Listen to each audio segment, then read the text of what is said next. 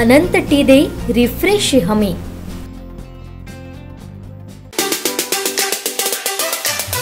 वेंगुर्ला तालुका शिवसेनेच्या वतीनं स्वामिनी मंगल कार्यालयात आयोजित महिला मेळाव्याला उत्स्फूर्त प्रतिसाद मिळाला।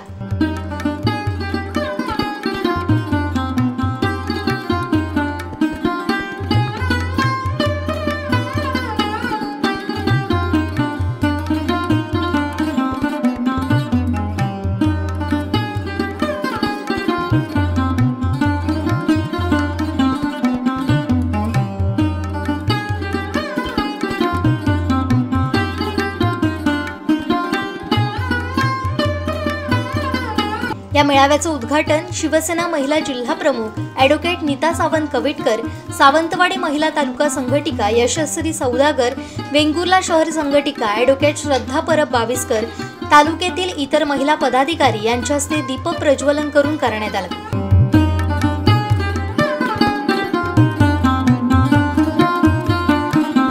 या मेळाव्यात लाडकी बहीण योजनेचे अर्ज भरण्यासाठी महिलांना सहाय्य केल्याबद्दल वेंगुर्ले शहरातील शिवसेनेच्या महिला पदाधिकारी, होडावडा गावात लाडकी बहीण योजनेचे अर्ज भरण्याचे उत्तम नियोजन केल्याबद्दल होडावड्याचे माजी सरपंच अदिती नाईक यांचा सन्मान करण्यात आला। या मेळाव्याला तालुक्यातील शेकडो महिला उपस्थित होत्या। मेळाव्याचं प्रास्ताविक शिवसेना जिल्हा समन्वयक सचिन वालावलकर यांनी केलं। म्हणजे प्रत्येक गोष्टीमध्ये सरकारने दुर्बल घटक जे असतील ह्या घटकांना समाविष्ट करून घेतलेला आहे। महिलांचं सक्षमीकरण व्हावं, त्यांना आर्थिक सहाय्य मिळावी म्हणून विशेष प्रकारे त्यांच्याकडे सरकारने म्हणजे आपल्या शिंदे साहेबांनी लक्ष दिलेलं आहे। केंद्रातून तुम्ही जर विचार केला तर 65 वर्षावर ज्येष्ठ नागरिकांना पूर्वी पेन्शन वगैरे मिळायची, ती सोय आपल्या महाराष्ट्र राज्यामध्ये नव्हती। परंतु ज्या वेळेपासून आपलं सरकार आलं, शिंदे साहेब मुख्यमंत्री झाले, त्यावेळेपासून आपली वयोमर्यादा ज्येष्ठ नागरिकांची 62 वरून 65 पर्यंत केली। पूर्वी तुम्हाला आठवत असेल संजय गांधीमध्ये 500 रुपये मिळत होते, परंतु सांगायला मला खरोखरच आनंद वाटतो आणि तो प्रकार इथेच घडलेला आहे आपल्या वेंगुर्ल्यामध्ये। त्यामुळे मी तुम्हाला त्याची मुद्दाम म्हणते, ज्यावेळी आपल्या झुलता फुलाचं उद्घाटन होतं, तुम्हाला सगळ्यांना झुलता फुल वेंगुर्ल्याला माहित असेल, आणि त्या उद्घाटनासाठी आपले मुख्यमंत्री साहेब आलेले होते आणि त्यावेळी आम्ही सावंतवाडीतून आमच्या शिवसेना महिला आघाडीतर्फे एक निवेदन दिलेलं होतं की ज्येष्ठ नागरिक आणि संजय गांधी आणि अपंगांसाठी जे 1000चं वेतन मिळतं ते 1000 पासून 1500 व्हावं म्हणून आमचं स्वतःच्या सैन्य आम्ही दिलेलं होतं महिला आघाडीने, आणि खरोखरच 4 दिवसात ती योजना मान्य झाली। म्हणून मला खरोखरच साहेबांचे, मुख्यमंत्री साहेबांचे आभार मानावेसे वाटतात, कारण आम्ही एवढा छोटासा अर्ज दिला, निवेदन दिलं की तुम्ही 1000 वरून 1500 करा, आणि ती पण त्यांनी साक्षात प्रत्यक्ष घडवून आणलं। मग मला एक तुम्ही सांगा, एवढं तुमच्या पाठीशी राहणारं दुसरं कोणतं सरकार आहे का? आणि त्या मुख्यमंत्रीच्या उजवा हात आपले दीपक भाई केसरकर आहे। तुम्हाला सगळ्यांनाच माहित आहे, आपल्या मतदारसंघामध्ये ते सतत 3 वेळा निवडून आलेले आहेत, आणि असे आपल्याला लाभलेले आपले दीपक भाई केसरकर, त्यांच्याबद्दल तुम्हाला सौदागर मॅडम असो, गावडे मॅडम असो, आमचे वालावलकर साहेब असो, भरपूर काही सांगताय, नव्याने मी सांगण्याची काही गरज नाही। ज्यांच्या बरोबर कुठच्या स्त्रीने काम करावं राजकारणामध्ये, कारण आता मला वाटतं अदितीच आलेल्या आहेत, त्या म्हणाल्या की राजकारणाकडे बघण्याचा दृष्टिकोन वेगळा असतो, त्या महिलेकडे बघण्याचा दृष्टिकोन वेगळा असतो। परंतु इथे मी तुम्हाला सर्वांसमक्ष सांगते की मी एक जिल्हा प्रमुख आहे महिलांची, दीपक भाई बरोबर मी गेले 3 इलेक्शनमध्ये आम्ही काम केलेलं आहे। परंतु जिथं महिलेला पूर्ण मान, सन्मान, जिचा आदर राखला जाईल आणि जिला कोणत्याही प्रकारे त्याच्यावर काम करताना कसल्याही प्रकारची भीती वाटणार नाही, असं एकमेव काम करण्याचं ठिकाण म्हणजे दीपक भाई केसरकर हे आहे। त्यामुळे माझ्या महिला भगिनींना आव्हान करते, तुम्ही गावागावात जाता, तुम्ही गावागावात राहता, तुम्ही काही सगळ्याच कार्यकर्ते आहात, परंतु पदाधिकारी नाही। परंतु जर संघटना वाढवायची असेल तर प्रत्येक गावातून एक पदाधिकारी, शाखा प्रमुख असो, विभाग प्रमुख असो, किंवा तुमचं बूथ प्रमुख असो, गट प्रमुख असो, हे नेमणं गरजेचं आहे। आणि सर्वात महत्त्वाचं म्हणजे तुम्हाला सांगते की एक नवीन योजना आलेली आहे जिचा उल्लेख कुणीच केला नाही आतापर्यंत, शासकीय दूत ही एक नवीन अशी योजना आहे। मी माझ्या महिला भगिनींना आव्हान करते, जर तुमची कोणाची मुलगी ग्रॅज्युएट झालेली असेल, म्हणजे BA असेल, BCom असेल, BSc असेल, घरात असेल, तिला कॉम्प्युटरचं थोडंफार ज्ञान असेल, मोबाईलवर सोशल मीडियावरती जर ऍक्टिव्ह असेल, तिला मेसेज वगैरे चांगल्या प्रकारे टाईप करून टाकता येत असेल, तर अशासाठी शासकीय दूत नेमण्यासाठी मुख्यमंत्री साहेबांकडून एक योजना नवीन आलेली आहे, ज्याचं काम सध्या आम्ही करत आहोत। मग इतर कोणाला देण्यापेक्षा माझ्या पक्षातील महिला मुलगी अथवा मुलगा जर असा असेल तर त्याला 6 महिन्याचा त्याच्यावर करार केला जाणार. त्याला मासिक 10,000 रुपये पगार आहे आणि त्याच्यावर करार करून 6 महिने त्याने ज्या शासनाच्या निरनिराळ्या योजना आहेत या योजना आपल्या गावात प्रत्येक गावामध्ये एक अशा प्रकारे आम्हाला नेमणूक करायला सांगितले आहे. मी तुम्हाला सगळ्यांना आव्हान करते, जर तसं तुमच्या बघण्यात कोणी असतील तर तुम्ही त्यांची नावं इथे आता श्रद्धाताई आहेत, त्यानंतर मालावकर साहेब आहेत, मांजरेकर साहेब आहेत किंवा माझा नंबर घ्या त्यांच्याकडून आणि आम्हाला तशी प्रत्येक एक गावातून एक महिला भगिनी किंवा मुलगी एक द्या जिला 10,000 रुपये महिन्याला पगार ती कमवू शकते आणि तिच्याबरोबर करार तिचे डॉक्युमेंट्स पूर्ण करून घेतले जातील. शासनाकडून तिचा पगार येणार, म्हणजे असंही नाही की काम केलं तर आम्ही कोणतरी देणार, तर बँकेमध्ये तिचं अकाउंट पाहिजे, त्या अकाउंट मध्ये तिचे पैसे 10,000 रुपये जमा होणार. ज्या निरनिराळ्या योजना आलेल्या आहेत शासनाच्या त्या योजना तिने तळागाळापर्यंत आपल्या गावामध्ये पोहोचवायचा, म्हणजे एकही व्यक्ती त्या योजनेचा फायदा घेण्यासाठी अलिप्त राहिली असं व्हायला नको. या एकमेव उद्देशाने ही शासकीय दूत म्हणून नवीन योजना आलेली आहे. तुम्हाला मी लवकर सांगते कारण त्याची मुदत देखील थोडी आहे. तुम्ही आमचा ग्रुप आहे शिवसेना महिला आघाडीचा, पाविस्कर मॅडम त्या ग्रुपवर आहेत, तुमच्या कॉन्टॅक्ट मध्ये असतील तर त्या ग्रुपला तुम्हाला जॉईन करतील. तुम्ही मुलींचं नावं द्या आणि आपण त्यांना तिथे काम करण्यासाठी तयार करूया. पण इतकी काळजी घेणारी, इतकं कुटुंबाचं पाहणारं जर सरकार आपलं आहे आणि अशा सरकारचं प्रतिनिधित्व दीपक भाई केसरकर करतात तर संघटनेच्या माध्यमातून आपण त्यांच्यापर्यंत आणि त्यांचे हात बळकट करण्यासाठी प्रत्यक्षपणे किंवा अप्रत्यक्षपणे पुढाकार हा घेतला पाहिजे. तुम्हाला खरंच सांगते की सिंधुरत्न सारखी योजना आहे ज्याचे अध्यक्ष दीपक भाई केसरकर आहेत. इव्हन आता जी लाडकी योजना आलेली आहे, लाडकी बहीण योजना, ह्याचे देखील अध्यक्ष आपले दीपक भाई केसरकरच आहेत. त्यामुळे ह्या योजनेचा फायदा तुम्ही जास्तीत जास्त घेतला पाहिजे. सिंधुरत्न तुमच्या कानावर गेलेलं असेल, चांदा ते बांधाव ही योजना होती पूर्वी, आता ती सिंधुरत्न मध्ये आहे. ह्याच्यामध्ये इतक्या चांगल्या सवलती आहेत. मागे आम्ही गावागावात फिरलो होतो.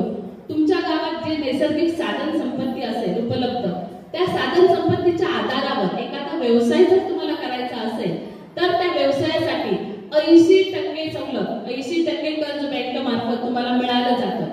समजा तुमच्याकडे एखादं चांगलं मिरचीचं उत्पादन करायचं असेल, मिरची पिकत असेल, मिरचीचा मसाला तुम्हाला तयार करायचा असेल तर त्यासाठी जर समजा मिरचीचं मशीन लागेल तर ह्याच्यासाठी जर समजा 1,00,000 रुपये किंमत असेल तर 80,000 रुपये सरकार तुम्हाला बँकेमार्फत देणार.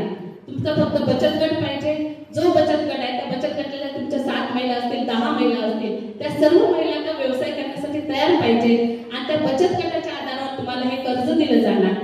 उरलेले जे 20,000 आहेत ते एकदम वस्तू फुकट दिली की त्याची किंमत उरत नाही. त्यामुळे ते 20,000 जे आहेत ते तुम्ही ते 5 वर्षात फेडायचे आहेत प्रत्येकाने. अशा प्रकारे त्या बचत गटांना ही सवलत दिली. याच्या मार्फत वेंगुर्ला म्हटल्यानंतर इकडे आपले मासेमारी किंवा सुकी मासे, ड्राय मशीन मासे करायचे, ह्या ज्या काही निरनिराळ्या साधन संपत्ती आहेत किंवा निरनिराळ्यांचे इन्स्ट्रुमेंट साधन लागणारे आहेत ह्याची तुम्हाला उपलब्धता या सिंधुरत्नमधून केली जाणार आहे. दीपक भाईचं एकच स्वप्न आहे की माझ्या मतदारसंघातील प्रत्येक महिलेच्या हाताला काम मिळालं पाहिजे, जेणेकरून त्यांच्या घरात 4 पैसे गेले पाहिजे. आणि खरंच माझ्या भगिनींनो, मी तुम्हाला सांगते, इथे बंधू सगळे बसले आहेत, परंतु ज्यावेळी आपण आपल्या कष्टाचे 10 रुपये कमवतो ते नवऱ्याने दिलेल्या 100 रुपयापेक्षा खूप महत्वाचे असतात. कारण त्या 10 रुपयाचा आपल्याला हिशोब द्यावा लागत नाही कोणाला दिले तरी. पण 100 रुपये जर नवऱ्याने दिले, काय केलीस तू, विचार कर की नाही. त्यामुळे तुम्ही प्रत्येकाने आपापल्या पायावर उभं राहावं हे स्वप्न माझं आहे, तुमचं सगळ्यांचं आहे, तसंच त्याच्यासाठी सपोर्ट करणाऱ्या आपल्या दीपक भाई केसरकरांचं आहे. म्हणूनच त्याने म्हटलंय की माझ्या मतदारसंघातील प्रत्येक महिलेच्या हाताला काम मिळाल्याशिवाय मला तरी स्वस्थता लाभणार नाही आणि त्यासाठी ते सतत प्रयत्न करत असतात. आता ह्या सगळ्या गोष्टी झाल्या. एक विषय आपल्याला सगळ्यांना माहित आहे की जो आपला पक्ष आहे शिवसेना, हा मुळात 80% समाजकारण आणि 20% राजकारण हे बाळासाहेब ठाकरे यांचं आपलं वाक्य आहे आणि ह्याच्यावरच चाललेलं आहे. आणि ह्या समाजकारणाच्या दृष्टीतून विचार केला तर ज्यावेळी तुम्ही सक्षम व्हा, ज्यावेळी ह्या योजना आहेत, आज तुमच्या कानावरून गेल्या असतील योजना, सगळ्यांनाच काही सगळ्या योजना माहीत होणार आहेत अशा नाही, परंतु आमच्या शाखा प्रमुख महिला असतील गावागावामध्ये किंवा तुम्ही इथे आल्यानंतर जरी ह्याच्या 4 योजना जरी तुमच्या कानावरून गेला आणि त्या तुम्ही इतरांना सांगितल्या बाबा असं आपण करू शकतो, तरी अशा प्रकारे जे आपण मेळावा घेतो ह्या मेळाव्याचं सार्थक झाल्याचं होऊ शकतं. आणि ह्या सर्व गोष्टी करिता आज लगेच ते तुमच्या लक्षात येणार आहे, परंतु तुमचे नंबर आहेत, तुम्ही इथल्या बऱ्याच जणांना ओळखता, त्यांच्या कॉन्टॅक्ट मध्ये राहा. ज्या काही तुमच्या अडी अडचणी असतील, जे ऑफिसमध्ये तुम्हाला प्रॉब्लेम आला, तहसीलदारच्या असू दे किंवा प्रांताच्या ऑफिसमध्ये असू दे, कलेक्टरच्या ऑफिसवर, तर माझे हे जे शिवसेनेचे बाप जे इथे बसलेले आहेत हे सगळे तुम्हाला मदत करतील. मुळात तुम्ही रणरागिणी आहात आणि इथे बसलेले जे आहेत प्रमुख सगळे आमच्या पदाधिकारी ह्या देखील रणरागिणी आहेत आणि संघटित होणे हे अत्यंत गरजेचं आहे. आणि मी तुम्हाला सगळ्यांना कळकळीचं आव्हान करते. मला माहित आहे तुम्हाला सगळ्यांना घरी जायचंय, मलाही घरी जायचंय, कारण मी कोर्टातून डायरेक्ट इकडे आले, तर घरी गेल्यानंतर आपली कामं वाट बघत असतात. परंतु स्वतःसाठी वेळ द्या.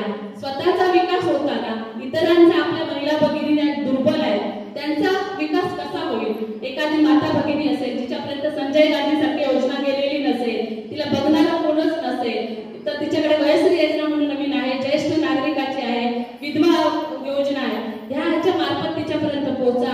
कारण तुम्ही जर तिला एरवी 10 रुपये एकदा देण्यापेक्षा कायमस्वरूपी जर तिची सोय केली, महिन्याला जर 1000 रुपये तिला मिळवून दिला, तर तुम्हाला ती कधीच विसरणार नाही आणि तिचा आशीर्वादही तुमच्या पाठीशी राहील. आणि ह्याच आशीर्वादाच्या बळावर आपल्याला पक्ष आपला संघटित करायचा आहे, मजबूत करायचा आहे आणि दीपक भाई केसरकरांचे हात बळकट करायचे आहे.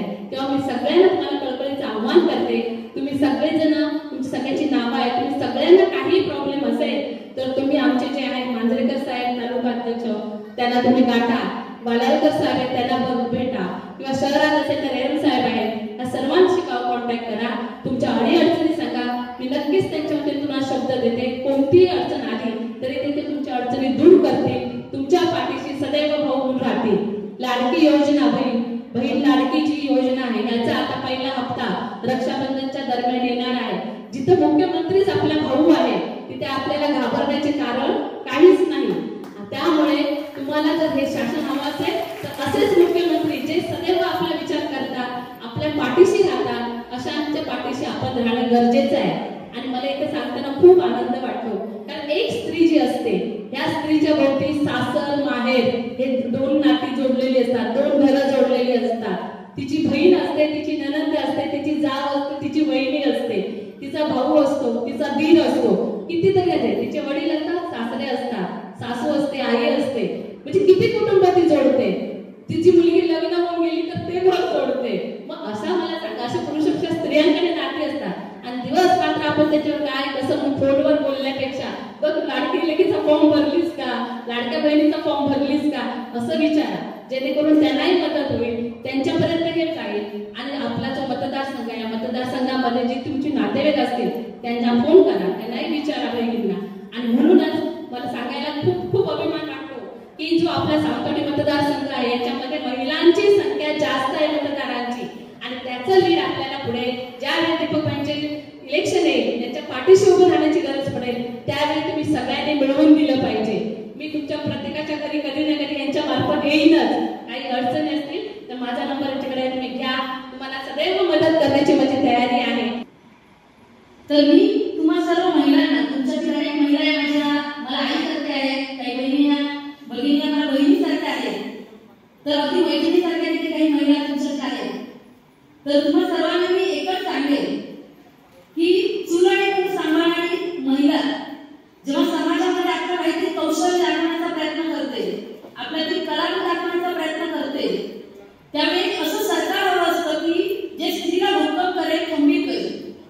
आणि मी असं म्हणेन की असा विचार जेव्हा आपल्या मनात येतो त्यावेळी दुसरा कुठलाही पर्याय शिवसेनेशिवाय आपल्यासमोर उभा राहत नाही. माननीय एकनाथ शिंदे साहेबांनी अनेक योजना राबवल्या ज्या आपण सर्वांना माहीतच आहे, आणि त्यातीलच एक योजना म्हणजे लाडकी बहीण योजना. या योजनेमधून अनेक स्त्रियांना एक आर्थिक प्रकारचा लाभ होणार आहे, आणि त्यातून त्या लाभातून ज्यांना आपला व्यवसाय सुरू करायचा असेल किंवा आर्थिक लाभ मिळेल अशा काही संधी असतील तर त्या त्यांना मिळू शकतात. त्याचबरोबर आपले माननीय आमदार दीपक भाई केसरकर यांनी देखील सिंधू रत्नासारख्या अनेक योजना राबवल्या. बचत गटांसाठी व्यवसाय करण्याकरिता अनेक योजना आहेत, कर्ज प्रकरण आहेत जी तुम्ही उपलब्ध करून स्वतःच्या पायावर उभं राहू शकता. तर मी तुम्हाला असं म्हणेन, खरं तर मी पक्ष असं म्हणणार नाही, कारण मी माझा एक स्वतःचा अनुभव तुमच्याशी शेअर करू इच्छिते. खरं तर भाषण मला करायचंच नाहीये, तुमच्याशी संवाद साधायचा आहे. काम करत असताना आम्हाला दिसतं की महिलांच्या काही समस्या आहेत, पण त्या पूर्णपणे स्पष्टपणे बोलू शकत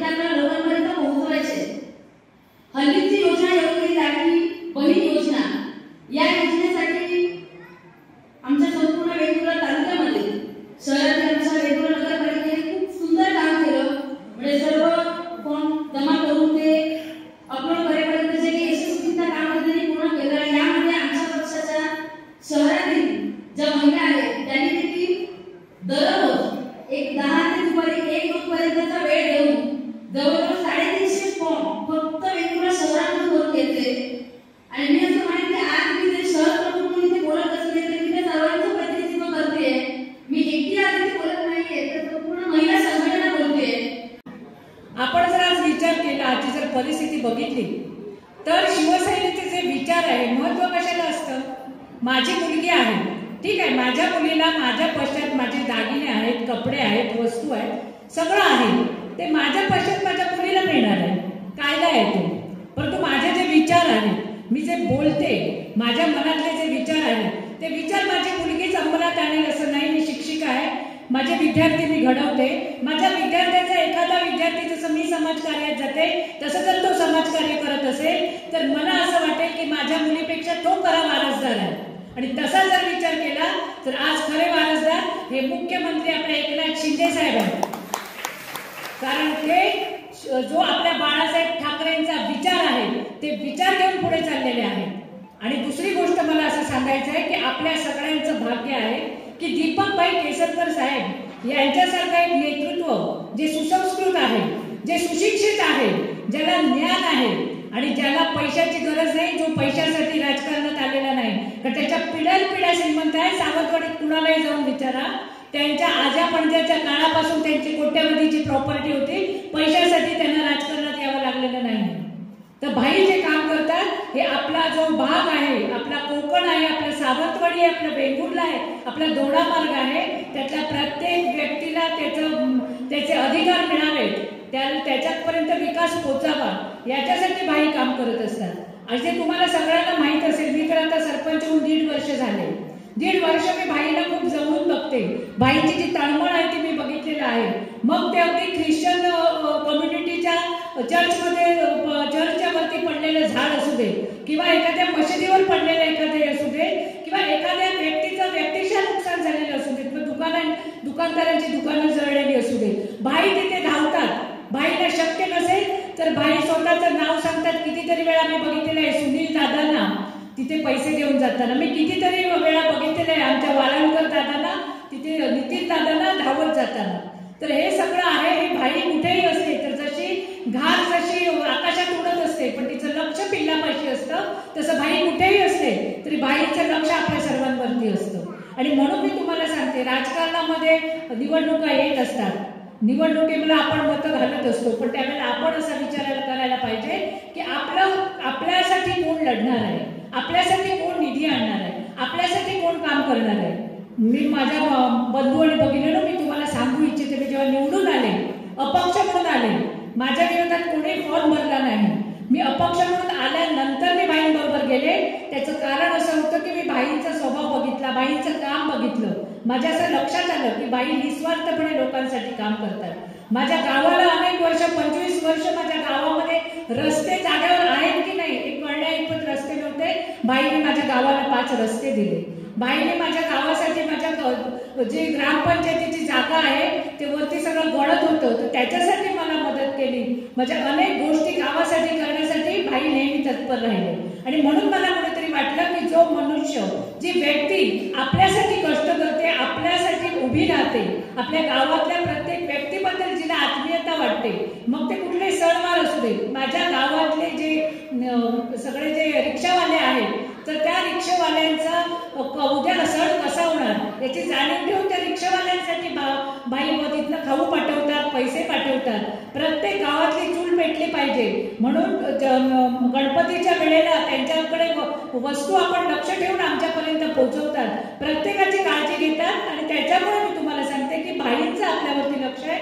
आपलं पण कर्तव्य आहे की आपल्याला बाईला परत निवडून आणायचं आहे. कारण भाई आपल्यासाठी, बाईने सुंदरवाडी, सावंतवाडीला एकेकाळी सुंदरवाडी म्हणत होते. सुंदरवाडीची जी परिस्थिती होती अगोदर काही वर्षापूर्वी, आणि आता जर तुम्ही सावंतवाडी बघितली तर बाईंच्या कालामध्ये बाईने अक्षरशः ती खरोखर सुंदरवाडी केलेली आहे. आज खरोखरच बाहेरचे लोक आल्यानंतर त्याचा मोती तलाव असू दे, आजूबाजूचा परिसर असू दे, इतका सुंदर बाईने बनवलेला आहे. त्याच्यामुळे बाई प्रत्येक वेळेला प्रत्येकासाठी तळमळत असतात. दुसरी गोष्ट, आता मी तुम्हाला मुख्यमंत्र्यांबद्दल तर मी काही सांगायलाच नको, कारण तुम्ही तर बघतच आहात की आपल्याला एसटी मध्ये बघा, अर्ध तिकीटमध्ये आपण जाऊ शकतो. आज महिलांसाठी त्यांनी आपल्याला लाडकी बहीण योजना आणली. आज काय आपल्याला मिळत नाही, आनंदाचा शिधा आपल्याला मिळतो. आता 5 लाखापर्यंत तुम्हाला जे आरोग्यासाठी जी सुविधा 5 मग ती कुणासाठी केली? ते केशरी कार्डवाल्यांसाठी केली. आता तर त्यांनी काय केलेले, सफेद कार्डवाले आहेत त्यांच्यासाठी सुद्धा ती योजना केलेली आहे.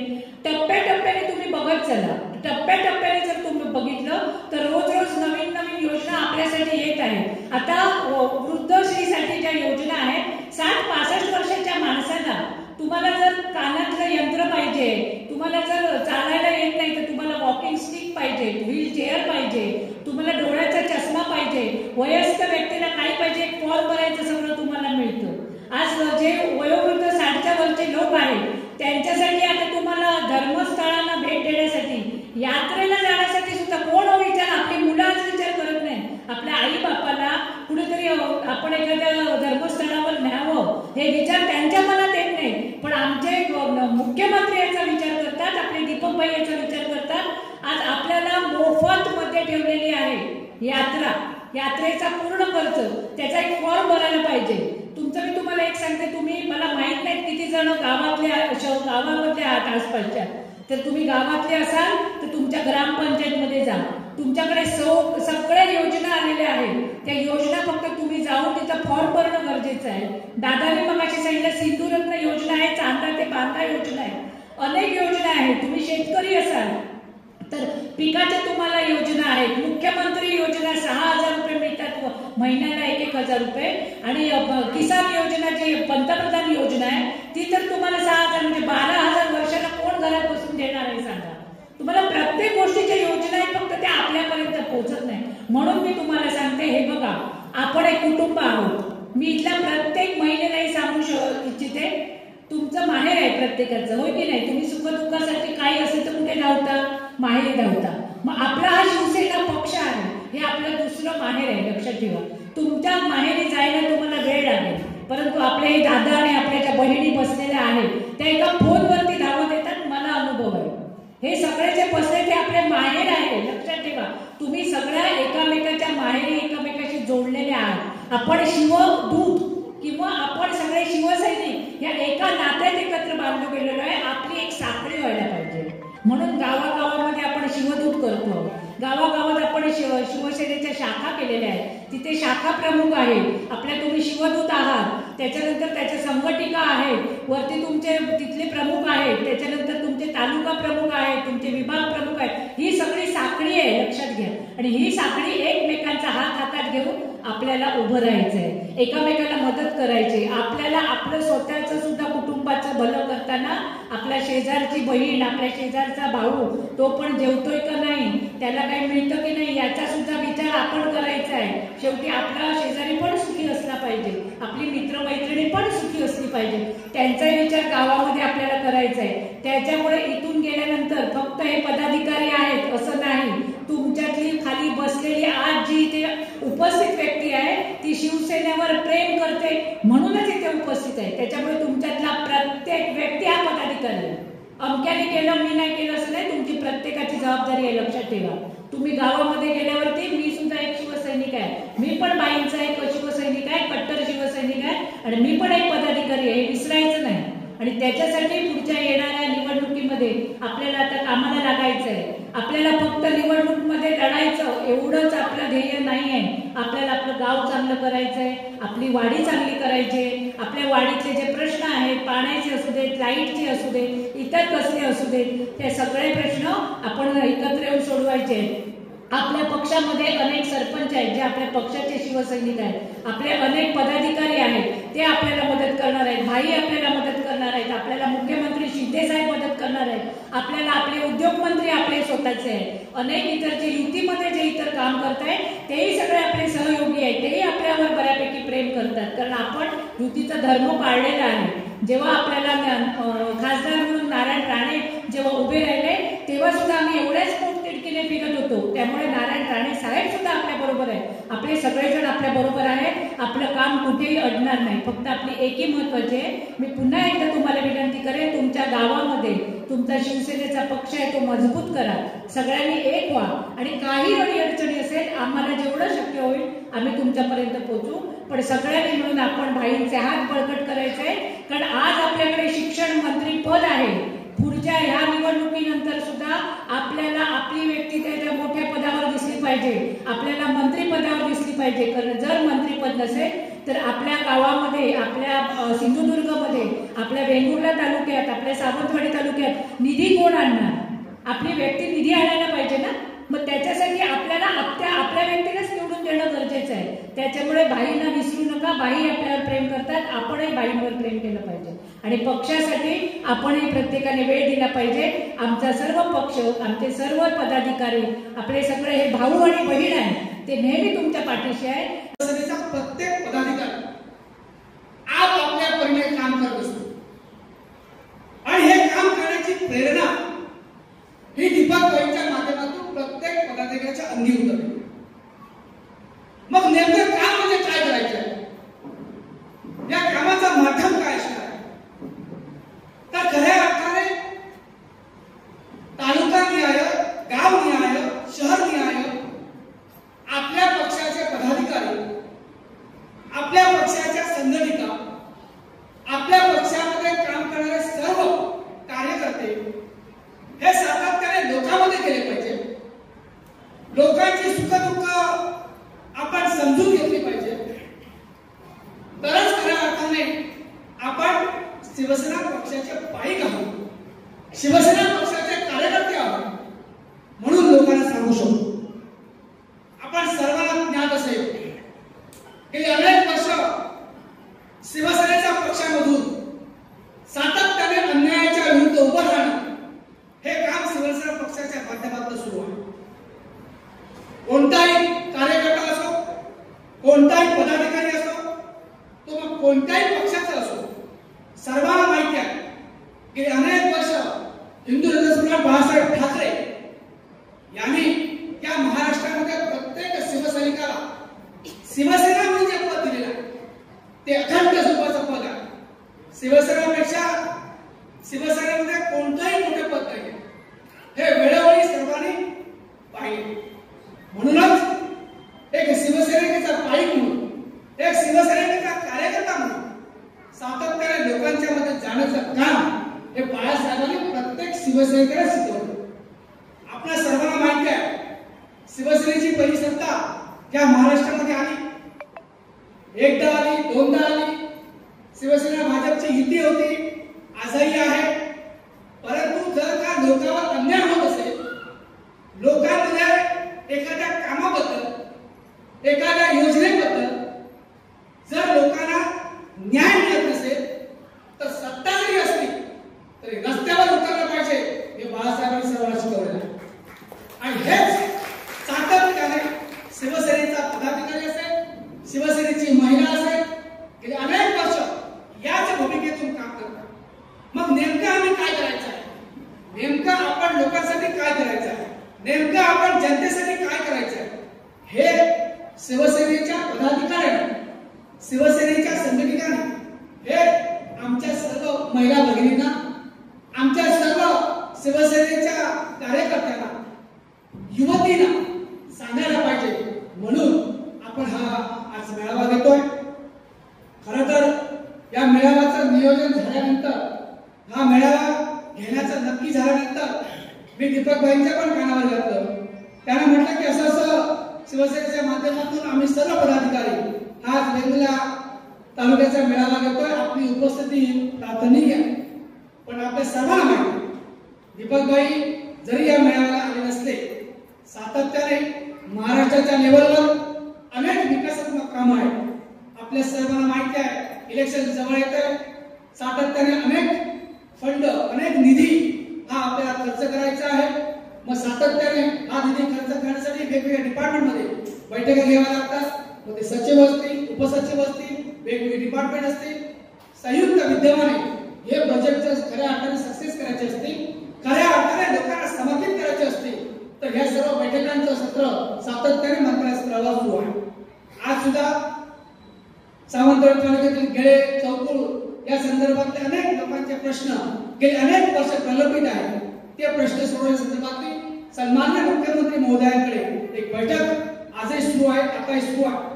त्यामुळे त्यांनी या मेळाव्याकरता आपल्या शुभेच्छा दिल्या.